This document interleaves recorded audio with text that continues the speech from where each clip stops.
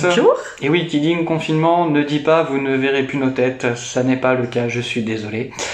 Mais qui dit confinement ne dit pas non plus qu'on ne doit pas louer notre Dieu, bien au contraire. Dans ces temps difficiles, eh ben c'est là aussi où on doit se montrer fidèle et plein de force, plein de foi. Et j'aimerais qu'on prenne ce chant avec vous qui dit « Je t'aime, ô Éternel, ma force et ma forteresse, mon rocher, mon libérateur. » Amen. Amen. C'est parti.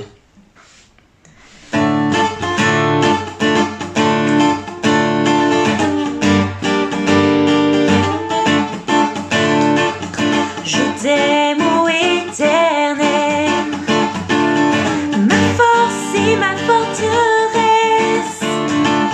Je t'aime, ô Éternel, mon libérateur, mon Dieu, mon rocher, tu es mon bouclier. Loué soit l'Éternel, et je suis délivré. Loué soit l'Éternel de tous mes ennemis. Je t'aime, ô Éternel, je t'aime, ô Éternel, je t'aime, ô Éternel, ma force et ma forteresse. Je t'aime, ô Éternel, mon libérateur, mon Dieu, mon rocher, tu es mon bouclier. Loué soit l'Éternel, et je suis délivré. Nous chantons, loué soit l'Éternel de tous mes ennemis. Je t'aime, ô Éternel, je t'aime, ô Éternel, je t'aime, ô Éternel, je t'aime, ô Éternel.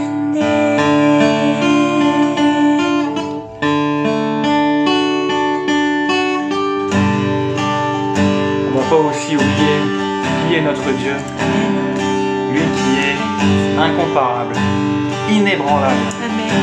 Tout ce qui nous arrive en ce moment, il contrôle toutes choses. Rien n'arrive sans que lui le permette.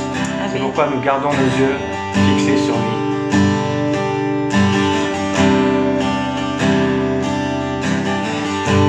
Tu n'es pas un Dieu créé par la main de l'homme. Tu n'es pas un Dieu qui dépend de l'homme mortel.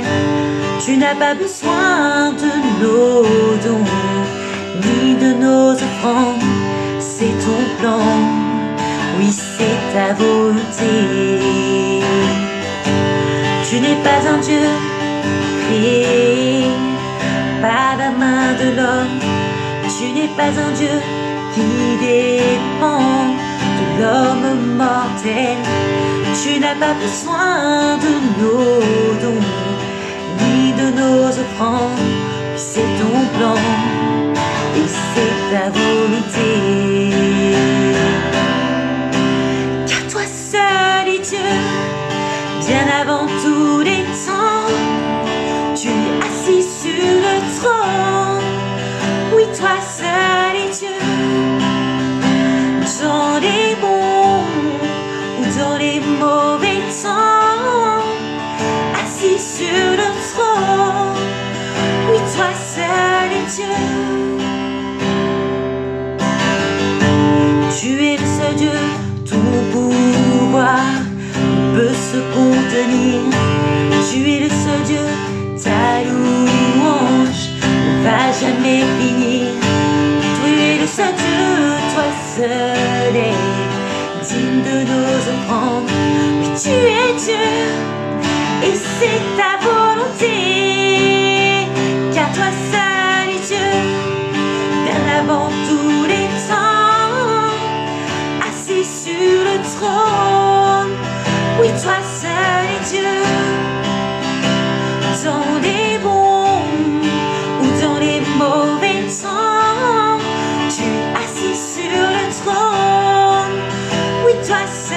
Dieu, incomparable. Il est mon âme à l'infini. Oui, c'est bien toi, Dieu de l'univers, extraordinaire, Dieu de lumière. Oui, c'est bien toi. Tu es mon sauveur, mon libérateur. Tu es Seigneur, oui, c'est bien toi. Dieu de l'univers, extraordinaire, Dieu de lumière. Oui, c'est bien toi. On veut prendre ce temps, là où tu es, prends ce temps pour élever ta voix, pour louer ton Dieu, parce qu'il en est digne. Tu veux chanter, oh je t'adore, oui je t'honore et je t'élève, quelles que soient les périodes de ma vie, Seigneur mon Dieu, je veux t'élever, je ne veux pas rester la bouche fermée, parce que c'est en te louant que j'ai la victoire.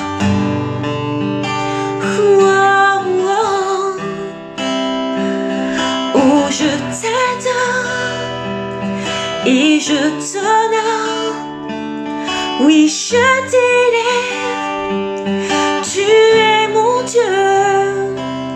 Oh je t'adore, oui je t'honore et je t'élève, tu es mon Dieu. Oh je t'adore et je t'honore, oui je t'élève, tu es mon Dieu. Oh je t'adore et je t'honore, oui je t'élève, tu es mon Dieu. Oh je t'adore, oui je t'adore et je t'honore, tu es mon Dieu. Car toi seul est Dieu, bien avant tous les temps, assis sur le trône. Oui, toi seul est Dieu, dans les bons ou dans les mauvais temps, assis sur le trône. Oui, toi seul est Dieu, je veux chanter. Tu es incomparable, tu es inégalable. Oh, oh.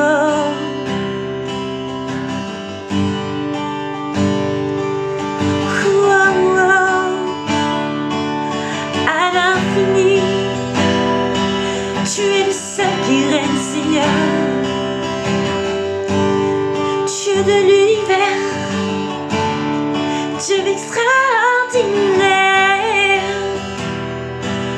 Dieu de lumière, dans mes ténèbres tu brilles, dans mes ténèbres tu brilles.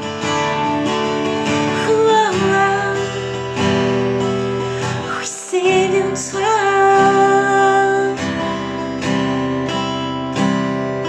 Alléluia, Seigneur.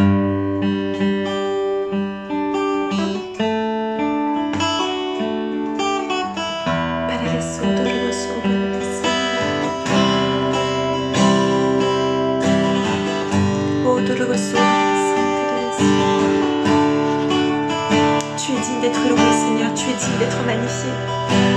Alléluia. On veut t'apporter la reconnaissance de nos cœurs, Seigneur.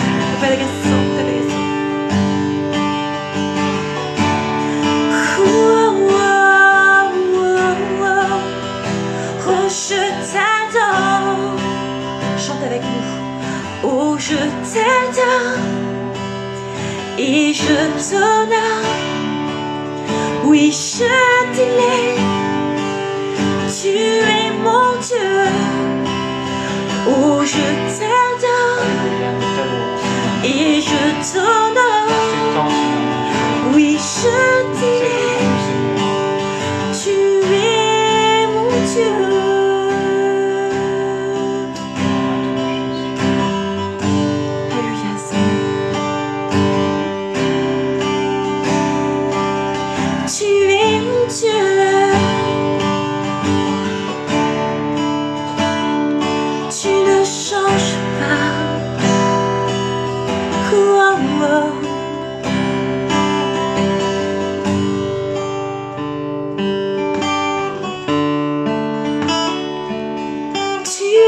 Dieu, tu ne changes pas. Alpha et Omega.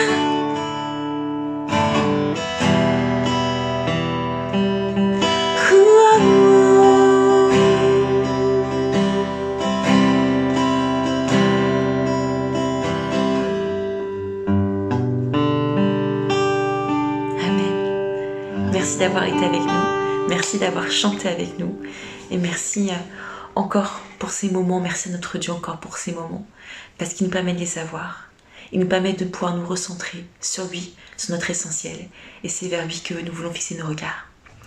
On vous dit à bientôt. À bientôt, soyez bénis. Soyez bénis et on vous fait des bisous. Au revoir. Bonjour mes très chères sœurs et frères en Jésus-Christ. C'est encore avec joie que par ce moyen je peux vous retrouver.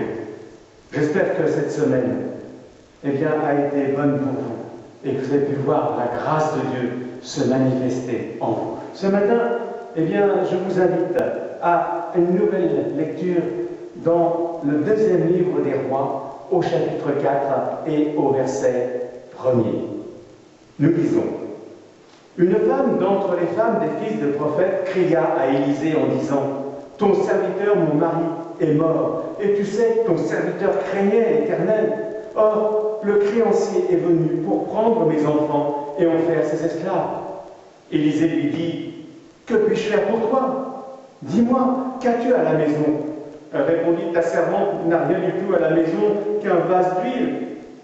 Élisée dit: va demander au dehors des vases, c'est tous tes voisins, des vases vides, n'en demande pas un petit nombre. Quand tu seras rentré, tu fermeras la porte sur toi, sur tes enfants, tu verseras dans tous ces vases et tu mettras de côté ceux qui seront pleins. Alors, elle le quitta. Elle ferma la porte sur elle, sur ses enfants. Ils lui présentèrent les vases et elle versait. Lorsque les vases furent pleins, elle dit à son fils: présente-moi encore un vase, mais il lui répondit: il n'y a plus de vase. Et lui, il s'arrêta. Elle alla le rapporter à l'homme de Dieu et il dit: va, vendre l'huile et paie ta dette, et tu vivras, toi et tes fils, de ce qui restera. Prions ensemble. Mon Seigneur et mon Dieu, ce matin, nous sommes là devant ta parole, et par lequel tu veux parler à notre cœur. Et je te prie qu'en effet, ces quelques mots puissent encourager ma sœur et mon frère ce matin. Que louange et gloire te reviennent, Seigneur. Amen. Ce récit nous relate donc l'expérience d'une femme dans une situation extrême.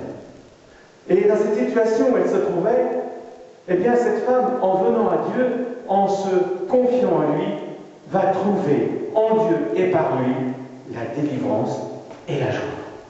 Ce texte pourrait servir à illustrer ce conseil divin que nous lisons dans le psaume 50, verset 1er.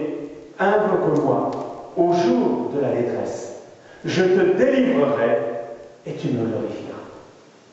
Par ce récit, j'aimerais ce matin avec vous voir 4 leçons pour nous aider à connaître une marche spirituelle triomphante. La première leçon que ce texte nous montre, c'est que l'enfant de Dieu n'est pas exempt des épreuves que la vie véhicule. Qui était cette femme? Il nous est dit que c'était l'épouse d'un élève de l'école biblique de ce temps. L'épouse d'un homme qui aimait et qui honorait Dieu. Elle dira à Élisée: tu sais que ton serviteur craignait l'Éternel. C'était donc une famille que Dieu devait approuver. Et pourtant, la voilà touchée par la difficulté, par l'épreuve, par l'angoisse. C'est un décès de l'être aimé. C'est une dette qu'on ne peut rembourser et une perspective de dislocation du foyer. Une situation qui semble avoir surpris cette femme. Dans les premières paroles, il y a comme un pourquoi. Elle dira à Élisée: tu sais que ton serviteur craignait l'Éternel. Or, on pourrait dire, pourtant, le créancier est venu. Ma soeur, mon frère, Ce n'est pas parce que nous appartenons à Dieu, que nous lui avons confié notre vie, que celle-ci sera toute rose et sans souci. Le Christ a averti ses disciples par ces paroles, « Vous aurez des tribulations dans le monde, mais prenez courage, j'ai vaincu le monde. » L'apôtre Paul dira même à Timothée, « Tous ceux qui veulent vivre pieusement en Jésus-Christ seront persécutés. » Persécution, pas uniquement physique, mais parfois moralement. Persécuté, raillé, dans la famille, dans le travail, dans l'entourage, et ce à cause de notre appartenance à Christ. Et par cela, le diable essaie de nous faire abandonner la vie avec le Christ. Comme Pierre nous le rappelle, votre adversaire, le diable, rôde autour de vous comme un lion rugissant. Il cherche quelqu'un qui se laissera dévorer. Opposez-vous à lui avec une foi inébranlable, nous dit une version de la Bible. Certains parmi le peuple de Dieu trouvent dans l'épreuve une occasion de chute, car peut-être étaient-ils venus à Dieu plus pour ce qu'ils pouvaient retirer de lui que pour le servir. Rappelez-vous la parabole du semeur. Et ce que Jésus dit à propos de cette semence, parole de Dieu, qui a été reçue dans un cœur sans profondeur. Je lis ceci dans Matthieu 13, verset 20. Jésus dit, le grain tombé sur le sol rocailleux représente celui qui entend la parole, qui l'accepte aussitôt avec joie, mais qui ne la laisse pas s'enraciner en lui. C'est un homme inconstant et versatile. Dès que surviennent des difficultés, qu'il faut souffrir ou être persécuté à cause de la parole, il abandonne tout. Ma soeur, mon frère, qui passait par des temps difficiles, réalise que malgré les apparences, ton Dieu à qui tu as confié ta vie, ton Dieu te tient dans sa main. Il a l'œil sur toi et ne permettra pas que ta foi défaille. À l'apôtre Pierre, Jésus dira, Satan vous a réclamé pour vous cribler comme le froment, mais j'ai prié pour toi, afin que ta foi ne défaille point. Jésus, dans sa prière sacerdotale, dit à son Père, je ne te prie pas de les ôter du monde, mais de les préserver du mal. L'apôtre Paul dira encore aux Corinthiens, au chapitre 10, verset 13, Dieu qui est fidèle ne permettra pas que vous soyez tentés au-delà de vos forces, mais avec la tentation, il prépare aussi le moyen d'en sortir pour que vous puissiez la supporter. Car la deuxième leçon que nous donne ce texte, c'est que Dieu connaît celui qui lui appartient. Faisant part de sa détresse, cette femme dira à Élisée, tu sais que ton serviteur craignait l'Éternel, tu sais. Élisée devrait donc connaître cette famille. Ma soeur, mon frère, toi qui as donné ta vie à Dieu, toi qui as été réconcilié avec lui par Jésus-Christ, tu n'es pas pour Dieu un étranger, mais tu es en Jésus-Christ, Fils de Dieu. Comme l'apôtre Paul le dira aux chrétiens d'Éphèse. En Jésus-Christ, Dieu nous a élus avant la fondation du monde pour que nous soyons saints, irréprochables devant lui. Il nous a prédestinés dans son amour à être ses enfants d'adoption par Jésus-Christ selon le bon plaisir de sa volonté. Ma soeur, mon frère, en tant que membre de la famille de Dieu, tu as tout le loisir de venir en sa présence et de trouver tout le secours dont tu as besoin. Comme le roi David pourrait le dire dans le psaume 46, verset 2, Dieu est pour nous un refuge et un appui, un secours qui ne manque jamais dans la détresse. Nous pouvons passer par des moments difficiles, mais réalisons le privilège qui est le nôtre. En Dieu, nous avons un refuge, nous avons un asile protecteur, nous avons un soutien que le monde ne connaît pas et que le monde n'a pas. Fort de cette assurance, ma sœur, mon frère, comme le dit alors l'Épître aux Hébreux, approchez-nous donc du trône de la grâce, avec une libre et joyeuse assurance. Dieu nous témoignera sa bonté et sa grâce et nous obtiendrons le secours nécessaire au bon moment. Mais pour cela, la troisième leçon de ce texte, c'est que l'enfant de Dieu doit apprendre à faire confiance et à agir comme Dieu le dit. Pour que cette femme, dans son besoin, voit la bénédiction de Dieu, il faudra la conjugaison de deux choses. Déjà, bien sûr, de la puissance de Dieu, mais en premier lieu, il faudra la foi de cette femme. Que par la foi, cette femme agisse selon ce que Dieu lui a dit par la bouche d'Élisée. À la question du prophète qu'as-tu, cette femme a répondu « j'ai rien d'autre qu'un petit vase vide ». Et elle aurait pu ajouter « mais qu'est-ce que cela devant la dette, cette grande dette que j'ai ?» Mais Élisée, comme remède à son besoin, lui dira de remplir des vases avec ce peu d'huile qu'elle avait, des vases qu'elle demanderait à ses voisins. Ainsi, nous réalisons que le nombre de vases qu'elle remplira dépendra du nombre de vases qu'elle demandera, puisqu'il est dit que l'huile s'arrêtera au dernier vase que son fils lui présentera. Alors une question, mon frère et ma sœur, si tu avais été à la place de cette femme, vu la petite bouteille d'huile que tu avais, combien de récipients aurais-tu demandé à tes voisins? Bien souvent, dans nos besoins, en fait, nous limitons la bénédiction de Dieu à cause de notre incrédulité, parce que nous mettons Dieu au niveau de l'humain. Parce que nous regardons aux choses physiques, au lieu de regarder à la toute-puissance de Dieu créateur du ciel et de la terre. Mon frère, ma sœur, ne limitons pas Dieu face à nos besoins. Si Jésus a dit que ce qui est impossible aux hommes est possible à Dieu, il a également dit tout est possible à celui qui croit.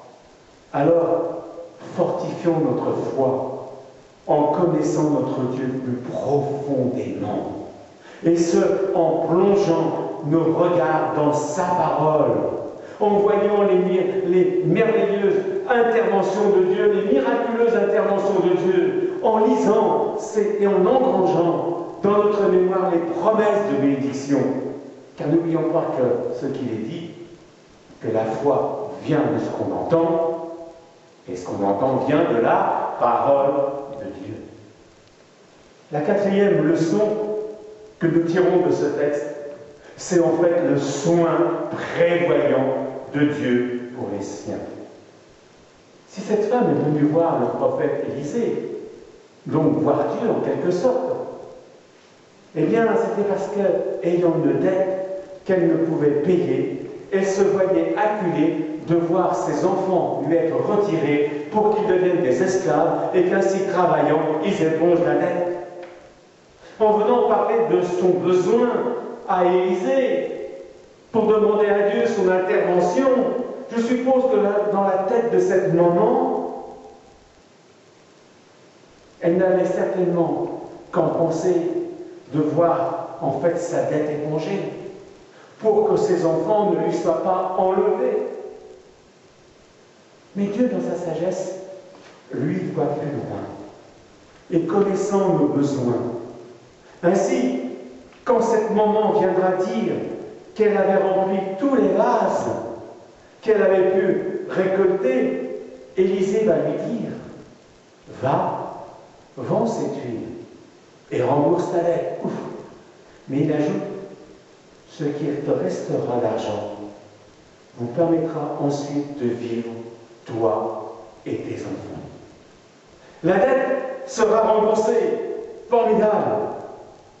Mais après, il fallait vivre, parce que le mari n'était plus là, et par son travail, amener de quoi nourrir sa famille.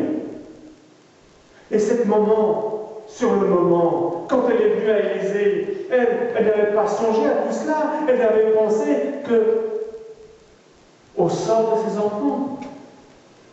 Mais Dieu, lui, dans son amour et sa grâce, avait pensé qu'il y avait encore un autre besoin. Il fallait vivre. Et Dieu va y pourvoir. Concernant les besoins de la vie, Jésus a dit dans Matthieu 6, verset 25, « Ne vous tracassez pas sans cesse, en vous demandant avec inquiétude, qu'allons-nous manger pour vivre? Qu'allons-nous mettre pour être habillés ?» Voyez ces oiseaux qui volent dans les airs. Jamais ils se préoccupent de semer, de moissonner. Ils n'amassent pas de provisions dans des greniers. Et pourtant, votre Père Céleste pourvoit à la nourriture. N'avez-vous pas plus de valeur que ces oiseaux à ses yeux?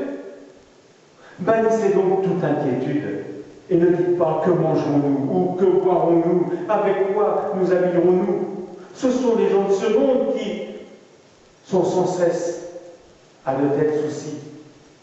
Mais vous avez au ciel un Père qui sait bien que vous avez besoin de tout cela. Alors, préoccupez-vous donc en premier lieu du règne de Dieu et de ce qui est juste à ses yeux, alors tout le reste vous sera donné par-dessus le marché. Oui, ne pas se mettre en souci outre mesure.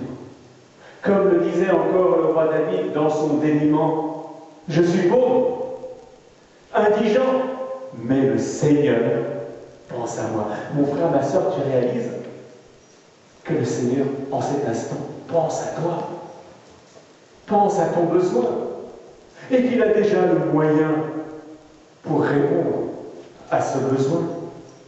C'est pourquoi l'apôtre Paul nous le dit, et que je le répète encore, n'entretenez aucun souci en toute situation, exposez votre besoin, vos souhaits à Dieu en lui faisant connaître dans votre prière.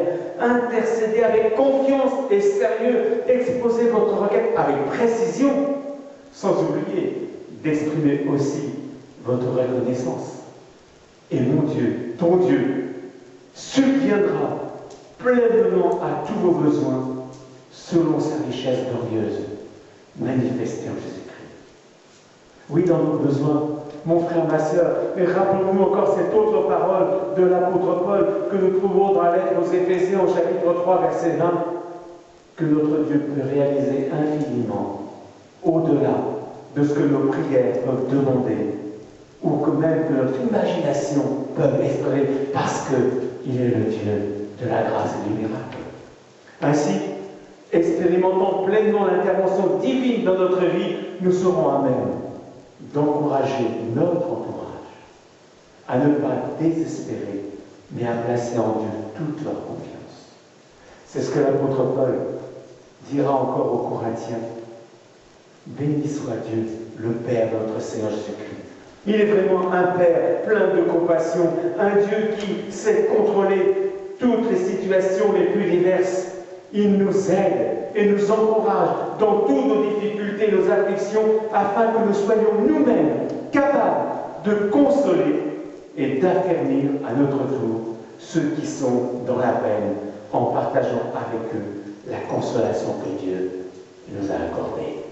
Oui, mon frère, ma sœur, que dans les jours qui viennent, que nous puissions pleinement réaliser que le Seigneur pense à nous, que le Seigneur agit pour nous, que le Seigneur veut nous combler de toutes ses grâces. Je vous invite à prier. Merci, mon Seigneur et mon Dieu, encore, parce que tu es ce Dieu qui nous aime. Ce Dieu, mon Dieu Père, pour qui nous sommes très chers. Ce Dieu qui veut, jour après jour, agir et intervenir pour nous. Oui, bénis mon frère et ma sœur ce matin, et qu'en toutes choses, nous puissions louer et glorifier ton nom pour tes bontés, qui ne tarissent jamais, mais qui sont neuves chaque matin, comme dira le prophète Jérémie. Que ton nom soit glorifié, Seigneur. Amen.